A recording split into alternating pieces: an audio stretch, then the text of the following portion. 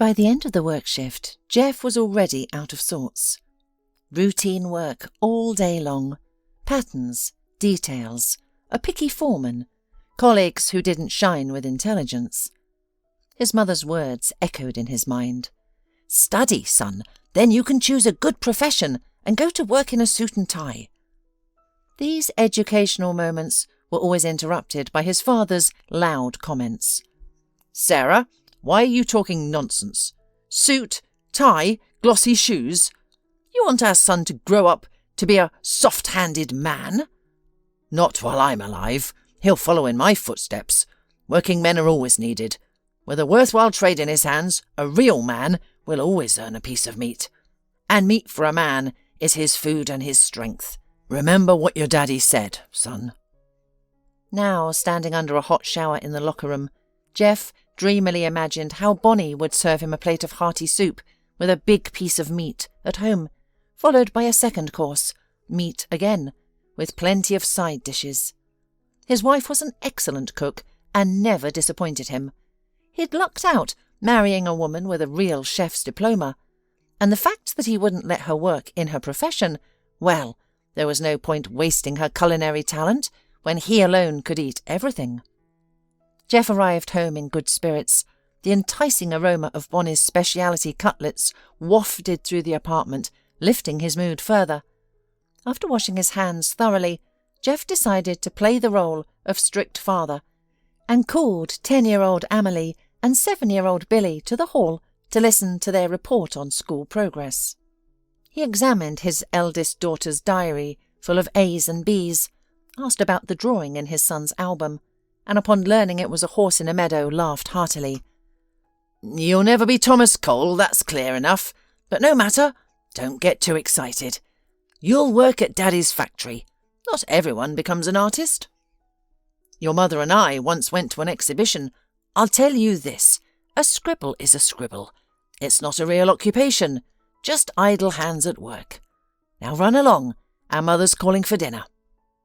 Jeff sat at the kitchen table, without asking if the others had eaten. He gazed at Bonnie with satisfaction, deciding that tonight he might favour her, fulfil his sacred male duty. That's how he always referred to intimacy with his wife, believing he was doing her an honour. Unaware of his thoughts, Bonnie went about her usual routine at the cooker.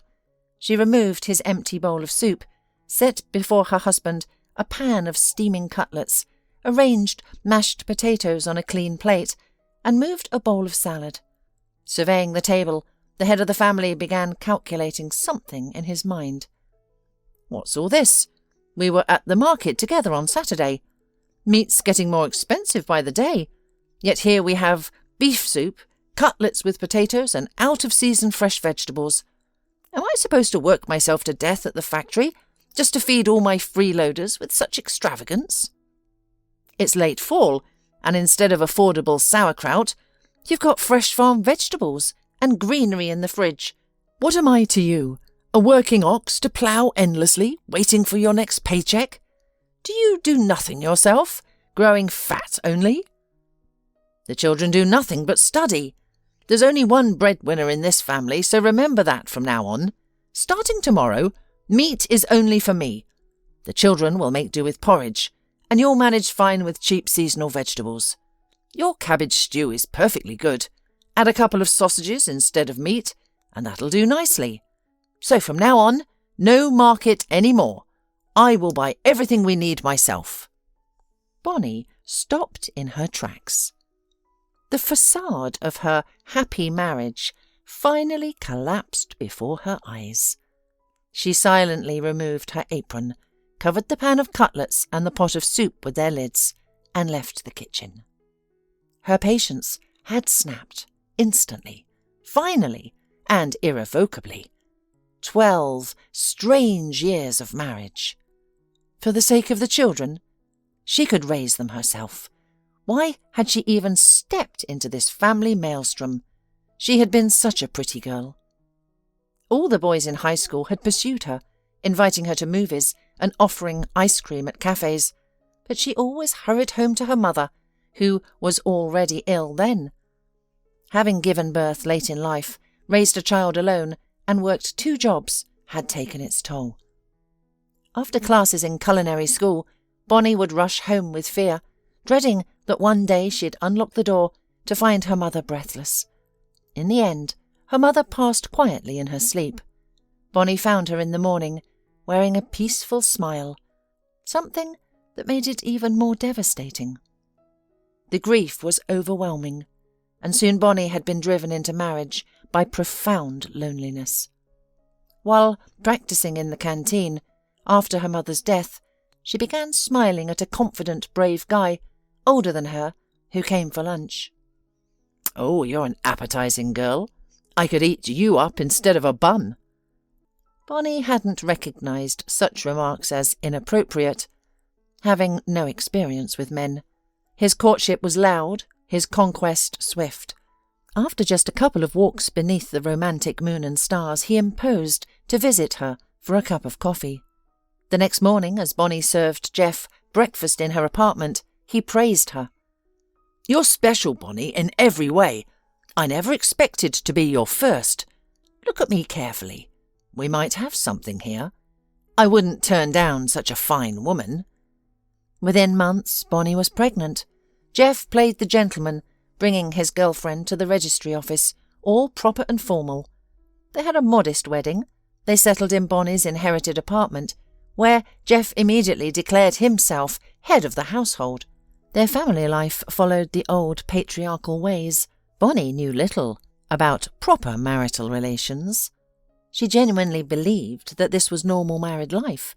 The epiphany came later. She would walk in the courtyard, first with Amelie, then with Billy. Other young mothers glowed with happiness, pushing strollers near the playground, checking their watches expectantly. Soon enough their husbands would appear, bearing flowers, cakes, or other signs of affection. Jeff dismissed such gestures as foolish. He would condescendingly buy ice cream for the family in the park, strutting beside them. "Look how generous I am. I'll even buy movie tickets." He truly believed these weekend outings were enough for happiness. "Yearly seaside vacations? Don't joke," he'd say. In his opinion, one coastal trip with his young wife was sufficient. The children could go themselves once they grew up and started earning.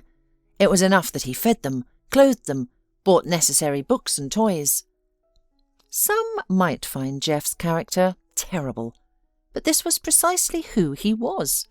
It started when his own father would shut the refrigerator in his mother's face, saying, "Eat what you earn. Jeff can boil himself a wiener, but don't you dare touch my meat stew." Young Jeff initially felt troubled by his father's outbursts, secretly sharing half his wiener or cutlet with his silent poor mum, or offering her bites of his chocolate. Then something shifted within him. Why share with his mother? She wasn't starving. She managed on pasta, porridge, bread and water. It wasn't quite a bad diet. "Women don't need meat at all. They don't physically work like that." The boy used to repeat his father's words in his mind. Bonnie was well acquainted with her colourless, quiet mother-in-law. The elderly woman attributed her gloominess to the hardships of widowhood. She spent her days at home, never going to the mall, movies or park. Her only entertainment was chatting with neighbours on a bench and walking to the pharmacy and grocery store. Bonnie hadn't delved much into such matters initially. She saw her mother-in-law as stiff, silent and uncommunicative, attributing it all to personality. Only later did she realise she herself was inexorably sliding toward the same bleak state. Without change, she would become equally battered. Then one day, to her horror, she recognised she had never truly loved her husband. Jeff's rudeness and greed were unbearable. Thus, she learned to avoid marital duty cleverly by feeding him until he was too full to want anything else from her. She would bring snacks to him while he watched TV in the evenings. Then she would slip into the bedroom once he dozed off. Jeff would snore on the sofa until morning in front of the dark TV screen. He reminded her of an overfed bull being readied for Christmas. It was nearly repulsive, yet Bonnie didn't know how to break this twisted knot. The woman greeted her husband mechanically after work, immediately seating him at the table and hurrying to feed him his fill, making sure to have dinner with the children before he arrived. Thoughts of divorce grew more frequent. Though scared of managing alone with the children, even her lack of work experience didn't worry her. With her profession, she could feed herself and her children. Bonnie realised how Jeff had made her normal thoughts about food seem abnormal.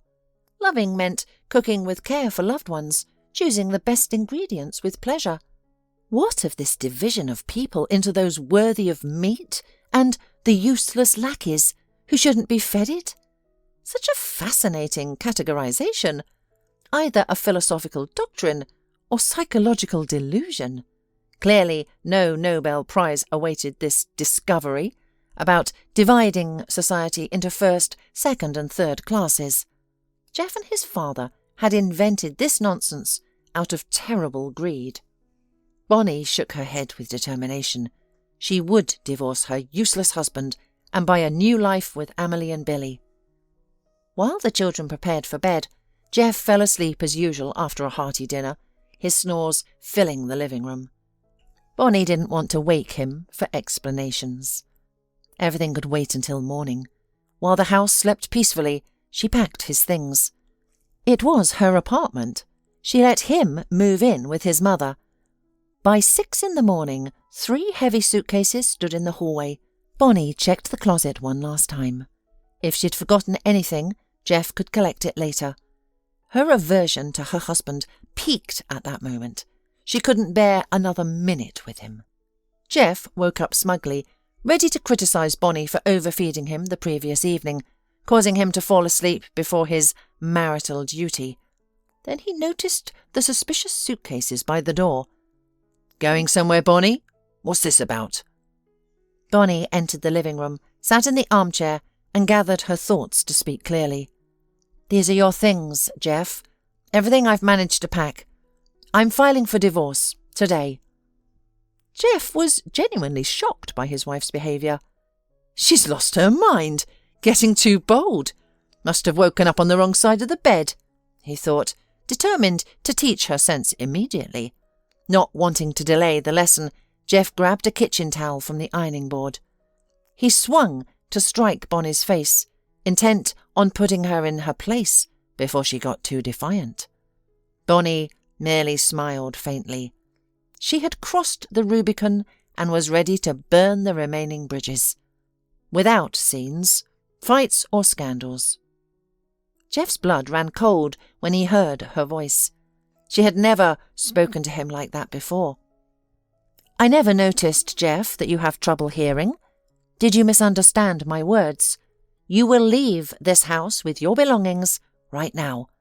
I'll even wrap up some food for you, so you won't go hungry on the way." Jeff suddenly went limp. He clearly realised that Bonnie was not joking. She was kicking him out in earnest. He hadn't expected such a turn from his usually docile wife. He was confused, unsure how to behave or what to do next. Seeing him surrender, Bonnie smirked. "It won't be difficult for me to put your suitcases outside without your help. I'll handle things with the children. And don't let your shadow darken this doorway again. It's over between us, definitively and irrevocably. I won't live another day with a man like you. I'm done." Jeff had no fight left in him. Gone was his desire to command her in his usual gruff voice.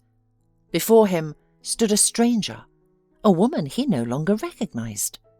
Unable to predict what she might do next, he retreated from this battlefield without waiting for a more dramatic finale. He quietly carried the suitcases one by one into the entryway, accepted the lunch bundle from his wife's hands, and absently sniffed it. The package smelled enticingly of Bonnie's signature cutlets. Jeff wanted to pinch himself. Surely this was just his worst nightmare. The illusion shattered with a thunderous slam as Bonnie shut the door behind him. Jeff's mother, sitting on a bench near the entrance of her house, couldn't believe her eyes. Her son Jeff stormed through their yard with his suitcase, red as a tomato and seething with anger. as if scorched by the summer sun. He marched up to his mother and immediately began berating her. "Still sitting here with nothing to do? Let's go home. I'm hungry after my shift." The woman, long accustomed to avoiding unnecessary questions, scurried ahead of her son. She quietly opened the apartment door and hurried to the kitchen. Though the refrigerator was nearly empty, she could make pasta. Seeing the finished dish, Jeff's face reddened further. "Mother, you have a grown man sitting here." "I live on my pension, Jeff. How can I afford delicacies? I've always tried not to burden you, never asked for help. Even after working at the factory my whole life, the state didn't give me much for my old age. But don't worry, I manage. Everyone has such a pension nowadays." Jeff couldn't stand his mother's chatter. An empty pasta, even without cheese, irritated him even more. He hadn't eaten such awful food since kindergarten. Now he had to adjust to this bewildering new life. Let Bonnie cool down. He'd find a way to get her back in his possession. Meanwhile, Bonnie savoured her freedom. She quietly pulled some meat from the soup, added it to the pasta, and fed her little family. She kept reflecting to herself. The air in the apartment seemed fresher, and the children hadn't even asked where their father had gone. With his departure, everyone felt happier, more peaceful, more serene. Even fate seemed to be on Bonnie's side. Whilst searching online for a pie recipe, she stumbled upon an interesting advertisement. A new seaside hotel was hiring staff. They offered shift work with housing provided. The vacancies included cooks, waiters, and kitchen workers. A note mentioned that the hotel also accommodated preschool children, with a separate camp organised for them. Bonnie completed the online application without any hesitation, silently grateful for her interest in computers during her studying. Though Jeff had disapproved of her hobby, he had eventually bought her a friend's old, worn-out laptop after she convinced him she'd use it to find new recipes for him. As luck would have it, she didn't need to visit any employment agencies. 2 days ago, Bonnie received an email invitation for an interview. The branch office of this major coastal hotel chain was located in a modern business centre. How far Bonnie was from such a business-like beauty. However, she opened the door to the office confidently, and with equal confidence, she answered all the questions of an employee from personnel services. After listening to Bonnie, the woman fell silent for a moment before delivering her verdict. "You have no practical work experience, which is a significant disadvantage, but we're willing to try you as a kitchen worker. You'll work under the cook's supervision, and we'll see how it goes. Your children can stay with you in our staff dormitory. We'll provide you with a separate room. Expenses for their accommodation will be deducted from your wages, but you'll still earn enough. Your shift starts May 25th, and the season ends September 25th. Bonnie flew home as if on wings, eager to tell her children the wonderful news. They had never seen the sea before. 4 months on the south coast. It was like a fairy tale. She didn't spare a thought for Jeff, his ultimatum, or her recent discoveries about him. She erased her husband from her life with a single stroke of her mental pen. She stepped into her new life with cheer and confidence.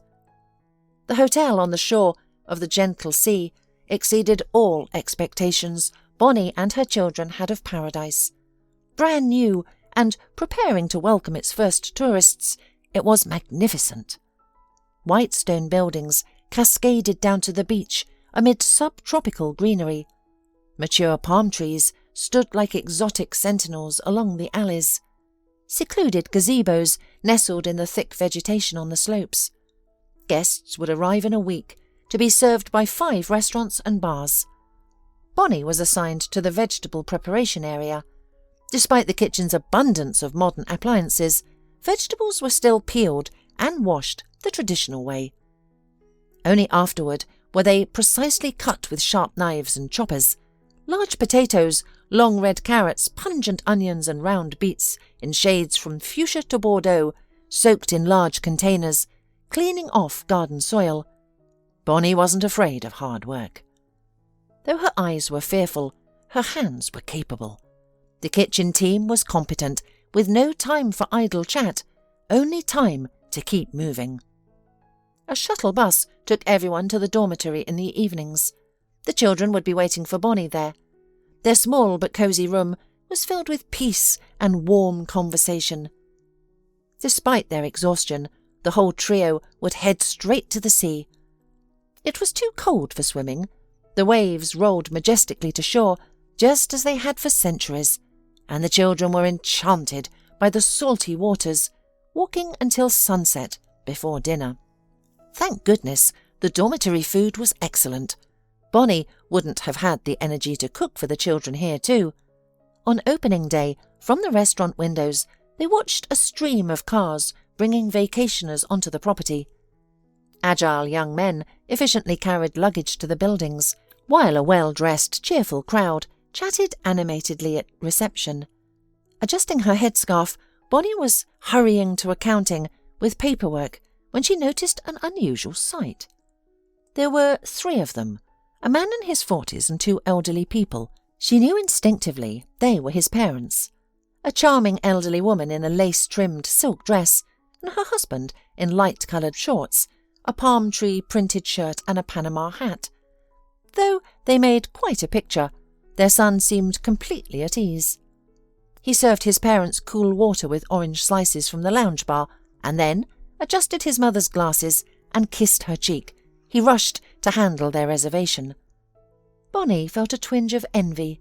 Her own mother was no longer alive. However, smiling at the touching scene, she hurried to complete her task. She soon forgot about the devoted trio. The next day, the same caring son entered the kitchen through the back door. He was looking for the manager, who had gone to meet suppliers. The chef came out instead to speak with him, and he made his request. "My mother turns 80 in 3 days. This trip is my gift to her and my father. I'd like to order a special, unique cake from you. I've detailed everything here, including the ingredients needed." The chef unfolded the paper, read it slowly, moving her lips silently, then handed it back. "That's impossible. 1 cake with such a combination, meringue and soufflé, jelly, fondant, caramel, praline, marzipan, various types of biscuits, 3 kinds of cream, 2 glazes and exotic syrups for soaking. How do you know so much about confectionery? Are you a restaurateur?" "Actually, I'm an inventor and scientist, but my mother is a master confectioner. Though she only practiced her art at home, she spent her career as a cook on my father's team. I've been fortunate to enjoy her creations all my life. Now, I'd like her to receive a special cake as a surprise for her anniversary." The chef smiled. "You think too highly of our restaurant service. Such a masterpiece is beyond us. There are hundreds of tourists vacationing in the hotel right now. Your order is too unique for us to break away from our tasks and devote time to it. Besides, we don't have a pastry chef of that calibre on our staff." Later, Bonnie couldn't explain why. She, an unwitting witness to this conversation, stepped forward and asked to see the recipe. After all, she had only opened the back door for this man when he knocked. Where did this boldness come from? But when Bonnie read the description of the cake, she somehow knew she could handle it. Not even the chef's saucer-wide eyes embarrassed her. Her boss merely shook her head and said, "We'll relieve you of your other work for 24 hours. Everything else is now your responsibility. One more thing. Purchase the ingredients yourself, if you're so ambitious. Our service won't have time to deal with all that." The man, who had been listening attentively, immediately brightened. "I have my car here. I'll take you to all the necessary stores myself whenever it's convenient. There's not much time left before the anniversary, and my parents can manage without me for now. I've had them together for over 50 years. My father is an archaeologist. My ancestors were all on expeditions. I was born after they had already settled at home." He trailed off mid-sentence, looking at Bonnie inquisitively, while she gazed questioningly at her chief. Sighing heavily, the boss concluded, "All right, Bonnie, I'll give you another half a day tomorrow for grocery shopping. I'm curious myself whether such a cake is possible outside of confectionery fantasies. Go for it."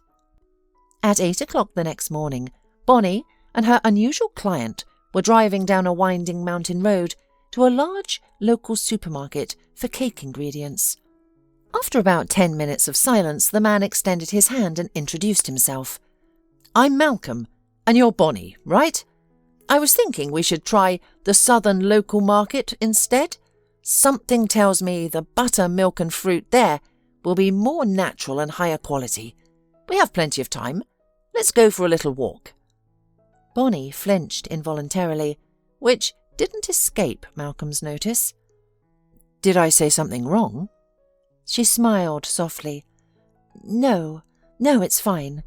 It's just that, because of circumstances, I don't like markets, or even that word." Malcolm regarded her with curiosity. "Tell me why. We have quite a bit of time during our drive. I promise whatever you tell me will stay between us." Bonnie hesitated. Telling a stranger about her troubles seemed unthinkable, but she was so tired of suffering alone in this cauldron of mental anguish, so worn down by adult loneliness. These weren't things she could explain to her children. So unexpectedly, watching the mountain scenery flicker past the window, she found herself telling everything to her companion, who proved to be an incredible listener. After her story, Malcolm remained silent for a long while, lost in his own thoughts, before finally speaking. She could only listen and try to remember his words. "I'm very lonely too, Bonnie. Alone in my personal life. My wife left me when she learned I couldn't have children because of radiation exposure. I'm a nuclear physicist working in a classified facility. I don't regret anything. I live by the principle of who else but me." Then Bonnie interrupted him. "And I try to survive, raising my children in difficult conditions. But when I come home from work, 2 sons embrace me, and all my sadness vanishes like magic." "Oh, I'm sorry, Malcolm. Forgive me. I didn't mean to hurt you with my words. A woman with her children always has light in her window, even in troubled times. That's all I meant." Malcolm couldn't understand why he felt compelled to be so open with her. This lovely woman awakened an unfamiliar warmth in him. He wanted to protect her, to shield her from all hardship, to stay by her side. He'd never felt such things, even for his wife. How had Bonnie so quickly found the key to his heart? After sharing their life stories, both realized they felt remarkably comfortable together. Bonnie calmly visited the market she usually avoided, selecting the finest ingredients for the cake. Meanwhile, Malcolm bought her a luxurious bouquet of roses. He earned well and hadn't spent money on a woman in ages, having only pampered his elderly parents. On their way back to the hotel, they stopped first at her dormitory. Bonnie wanted to put the roses in a vase to keep them fresh. She invited Malcolm to see how she and her children had settled in, and his heart ached again. The small room was somehow both homely and cosy, simple yet charming. He suddenly longed for Bonnie to welcome him home from work, to check his daily accomplishments, to serve him dinner, with or without meat. It didn't matter. At the hotel, they encountered Malcolm's parents walking along the shady alley. He quickly put his finger to his lips before introducing his companion, hinting that the cake remained a surprise. His mother gave him a subtle wink. His father discreetly raised his thumb. Malcolm's mood soared even higher. He handed his parents a bag of strawberries to take to their room, then carried the heavy bags into the kitchen with Bonnie. The anniversary was only 2 days away. Bonnie had poured her heart into what was clearly becoming a confectionery masterpiece. She had always loved the dessert classes most at culinary school. Malcolm visited the kitchen several times during her work, always with the same message. "Bonnie, do it however you think best. I trust you completely." Bonnie shooed him from the kitchen, insisting she would handle it herself and that outsiders weren't allowed. But Malcolm persisted. On his third visit at the end of her workday, he had a question. "I'll take you home to the dormitory. My parents are going to a live music concert at the hotel tonight. Perhaps we could all go along with your children. Go out and get ice cream?" But Bonnie, exhausted from working on the cake, had to decline. "Malcolm, let's save the treats for another day. I've been on my feet all day and I'm tired. I can't even take the children to the sea today." Malcolm was disappointed but didn't make a fuss. This woman was steadily claiming more space in his heart. For the first time, Malcolm couldn't enjoy his parents' rapturous appreciation of the saxophone. His thoughts dwelled only on Bonnie. He was amazed how she occupied his mind, appearing before him in light blue jeans and a light-coloured checkered shirt, making it impossible to focus on anything else. He tossed and turned all night, waiting for morning, when he and his parents would go to the restaurant for breakfast. They planned to present the cake at lunch. The waitresses had decorated the hall with balloons that Malcolm and Bonnie had bought the day before. The birthday girl arrived in full splendour, looking charming in her elegant summer dress, wide-brimmed hat and delicate sandals. Her eyes sparkled with warmth and joy. Everyone in the hall could see this was a woman who had lived a life filled with love. While her husband and son attended to her, Bonnie wheeled out her confectionery creation. Even a novice could tell this was a cake crafted with extraordinary imagination. On a beautiful platter stood a mound of ancient Scythian treasures. Chests filled with edible gold and silver, precious stones, helmets and chocolate spears. Above it all stood a sorceress in a soft pink caramel dress, holding a ladle. Flirtatious, graceful, lovely. Everyone immediately understood this composition represented the celebrant. The elderly woman burst into tears. "Darling, you created this miracle yourself. It's a jewel of confectionery. I could never make something like this." She gave Bonnie a heartfelt embrace. "Now, my friends, let's not waste time. The speeches can wait. Let's taste this cake. I've always had such a sweet tooth." While everyone in the hall shared pieces of Bonnie's sweet creation, she tried to slip quietly into the back rooms. Malcolm caught her at the last moment. "Bonnie, thank you so much. This is absolutely divine. I brought 3 pieces for you and the children. I'm sorry I couldn't get more." Bonnie turned, tears in her eyes. "My husband would have eaten all 3 pieces himself, Malcolm. He wouldn't have thought of me or the children. I never knew men could be like you, so thoughtful and generous." She sighed and disappeared into the kitchen. Malcolm knew this wasn't the moment to follow her, to speak, to offer comfort. He had another week at the hotel, and he would dedicate it to this poor woman. He would show her that the right man strives to make his woman happy, not take from her. And soon it all happened. They grew close quickly, disregarding their guilty consciences and conventional morality.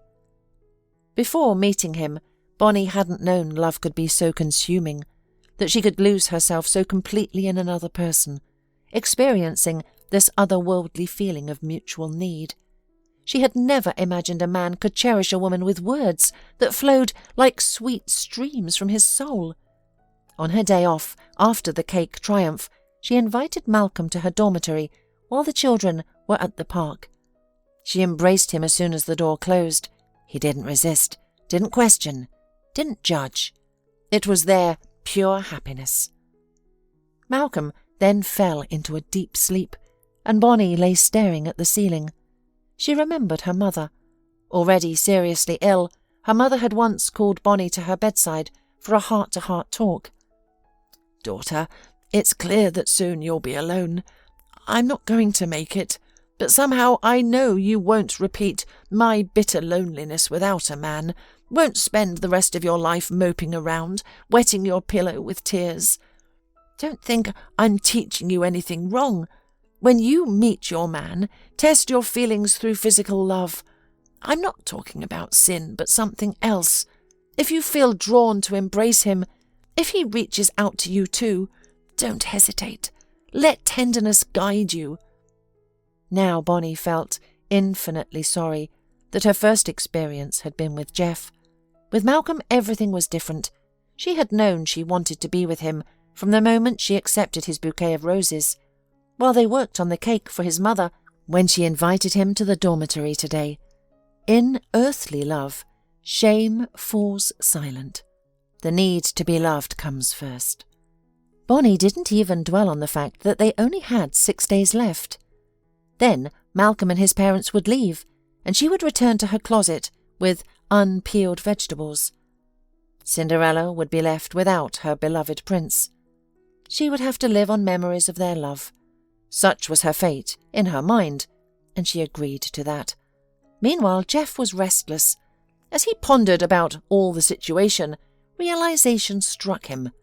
Fine, let Bonnie go to the market. Let her buy whatever food she wants. Let everyone in the house eat meat. He had agreed to work tirelessly for them, but Bonnie must return to the stall of their family. He hadn't realized she was such a stubborn creature, and the most strange was that she vanished. He had visited her apartment twice already. No one there. It seemed impossible. She couldn't have disappeared into thin air with the children. After a few more days of hesitation, Jeff used the keys to their shared apartment. Fortunately, she hadn't thought to take them from him. The man was going to investigate. There must be some clue to where his wife was hiding. He entered the apartment with trepidation. It was clean and empty.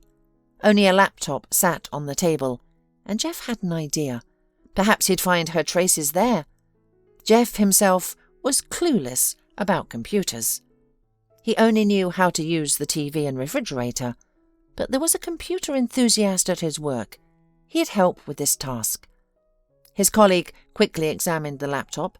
Bonnie hadn't set any passwords, and immediately found her recent searches and correspondence.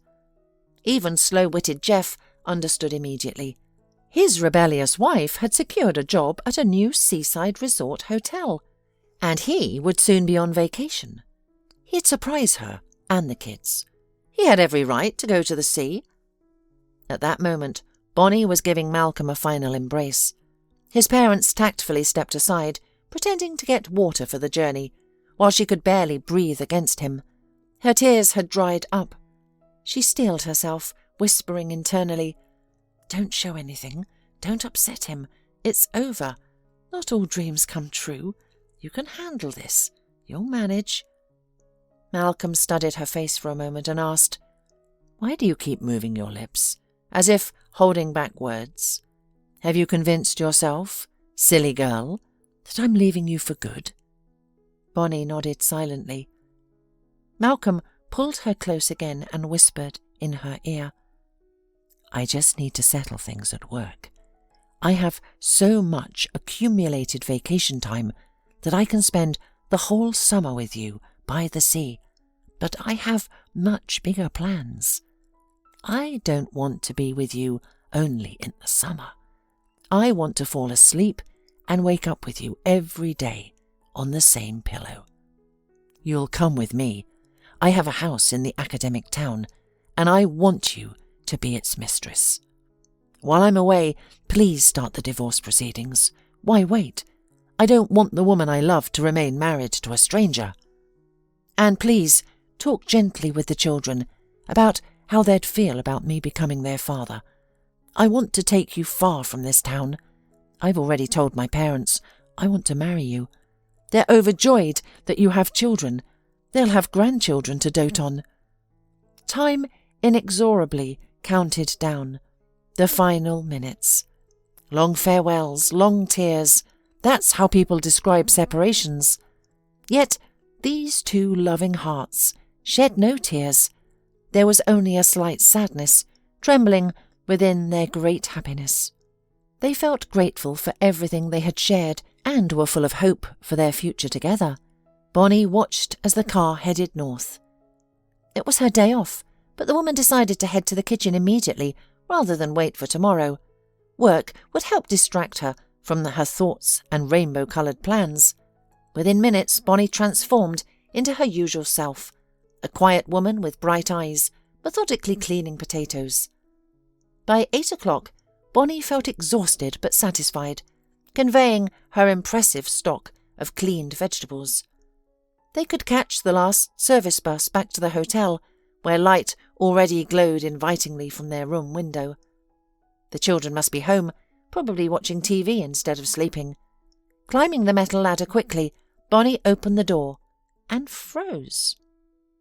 At the table sat Jeff, chewing on a pie and sipping coffee from a large mug. He turned at the sound and sneered. "Here comes my wifey home. Had your fun at last? Come in, darling. Tell me what you've been up to. Leaving your legitimate husband?" "What are you doing here?" Bonnie demanded. "Ran out of meat at the market back home."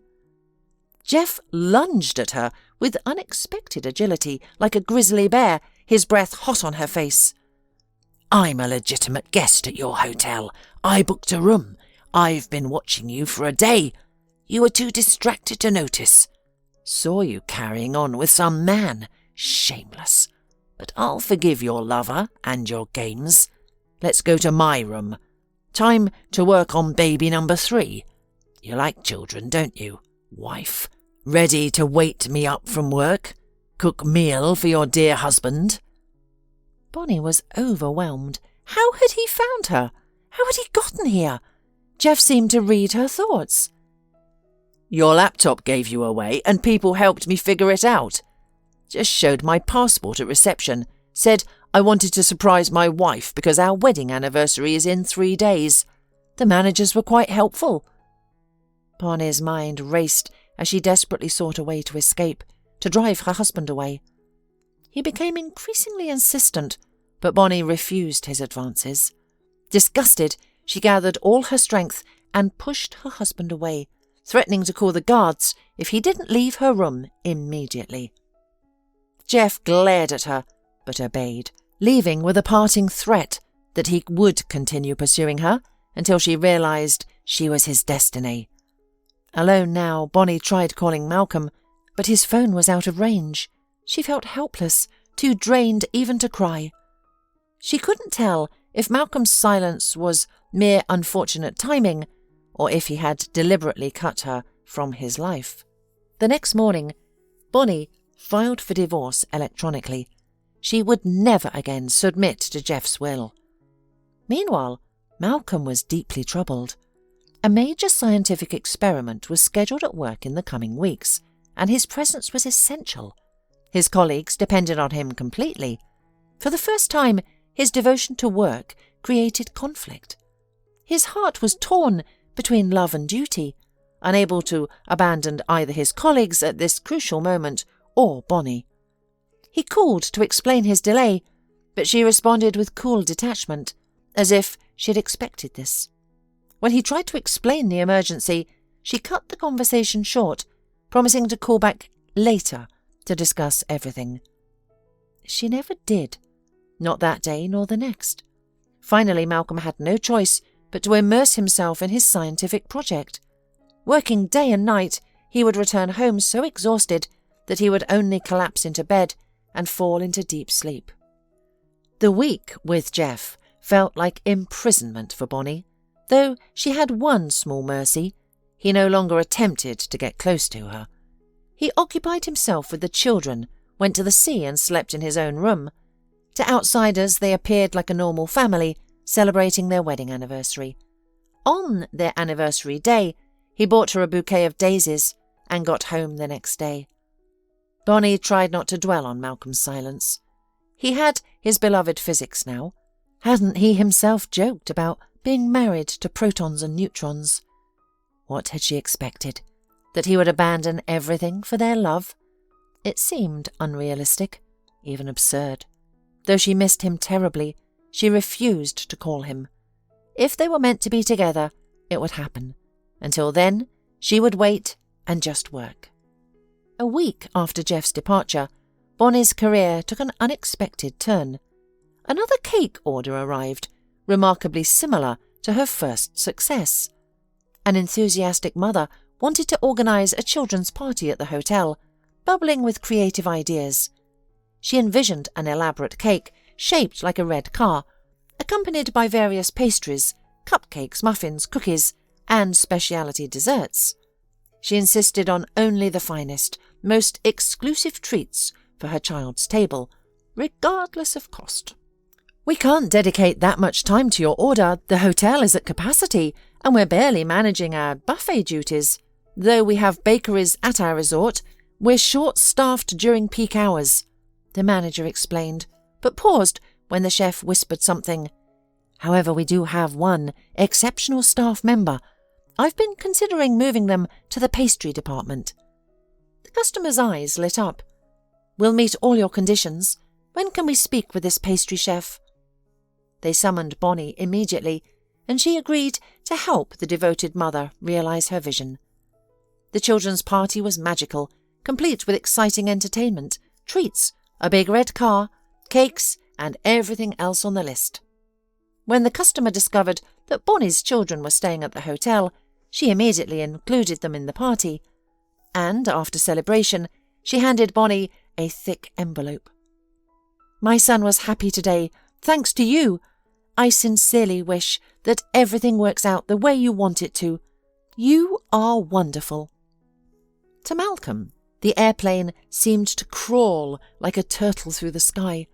He counted down not hours but minutes until he would see his beloved. At the hotel, however, devastating news awaited him. Bonnie had broken her contract a month before its end. He frantically searched the hotel for any information about her, going mad with despair. He cursed physics and all its scientific mysteries. Just as he was about to fly to Bonnie's hometown to search for her, a woman from the computer game room beckoned him over. "I can't watch you suffer like this. I helped Bonnie submit her electronic divorce petition. Her husband showed up here. I don't know what happened between them, but Bonnie wasn't herself while he was here. She left suddenly, without explanation. I have a copy of the divorce petition with her address. If you care about her, go find her. She's a good person. I know you'll be happy together." Bonnie was cooking dumplings when the doorbell rang unexpectedly. As she walked to open it, she wondered who it could be. She had already dealt with Jeff by presenting him with the divorce petition and threatening legal action if he ever bothered her again. Jeff had retreated like a coward, throwing one last bitter remark. "Do you think you're a princess? But who needs you with 2 children? Who would take on such a burden? I'm not your helper anymore, and just so you know, anyone will be happy to marry me because I am a man. And that's it. You lost your last chance." When Bonnie opened the door, she stepped back in shock. There stood her Malcolm, holding a large bouquet of roses and several packages. "How did you find me?" Bonnie wanted to shout down the hallway, but her lips barely moved from the rush of emotions. He stepped forward and embraced her tightly. "Why did you run away? I nearly lost my mind when I couldn't find you at the hotel." Bonnie, refusing to hide her feelings, looked straight into his eyes and explained. "My husband came to see me, and I feared he would always hover over me. When you didn't respond, I thought this was all self-deception, that you really didn't need me. You had your physics at home, maybe even another woman. I thought I was just a vacation romance to you." Malcolm smiled. "What made you think you should make such decisions for both of us?